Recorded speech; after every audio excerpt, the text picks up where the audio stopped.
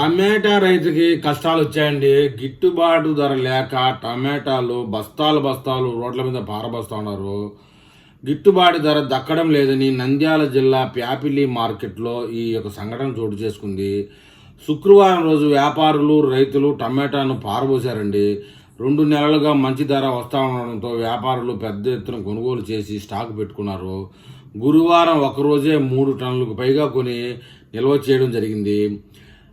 ఈ సరుకంతా మహారాష్ట్రకు ఎగుమతి చేయాల్సి ఉండగా ప్రస్తుతం అక్కడ కూడా కోతకు వచ్చింది. టమాటా నాణ్యత బాగుంది. మన దాని మీద మహారాష్ట్రలోది.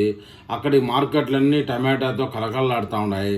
పైగా వరుసగా మీలాద్ ఉన్ నబీ, గణేష్ నిమజ్జనం ఉత్సవాలు ఆదివారం రావడంతో ధర భారీగా పడిపోయిందని చెప్తున్నారు. దీంతో మన వద్ద గోదాముల్లో సరుకు అయితే కదలడం లేదు. ఈ పరిస్థితుల్లో వ్యాపారులు నిల్వ చేసిన టమోటాను పారబోసారండి. మండలంలోని వెంగళంపల్లి గ్రామానికి చెందిన రైతు వేల్పుల సుధాకరు శుక్రవారం మార్కెట్కు 12 పెట్టెల దిగుబడిని తీసుకొస్తే కొనేందుకు ఒక్కడంటే ఒక వ్యాపారస్తుడు ముందుకు రాకపోవడంతో వాటిని అంతా మార్కెట్లో పారబోయాల్సి వచ్చిందట. ఇలాంటి పరిస్థితి చాలామంది రైతులకు ఎదురైందని చెప్తున్నారు.